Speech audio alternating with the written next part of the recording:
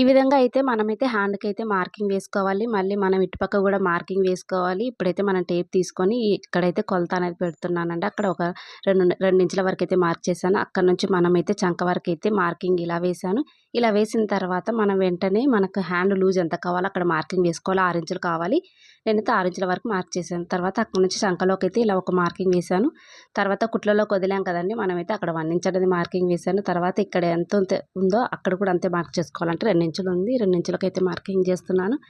మళ్ళీ ఇక్కడ మనమైతే లైన్ అనేది ఒక లైన్ అనేది డ్రా చేసుకోవాలి. ఇలా డ్రా చేసుకున్న తర్వాత మనమైతే ఇలా నిదానంగా అయితే రౌండ్ అనేది మార్కింగ్ చేసుకోవాలండి. ఇదిగోండి చూస్తున్నారు కదా, ఆ విధంగానే ఆ ఉన్న లైనే మనమైతే రౌండ్ తిప్పితే ఆటోమేటిక్గా రౌండ్ అనేది వచ్చేస్తుందండి.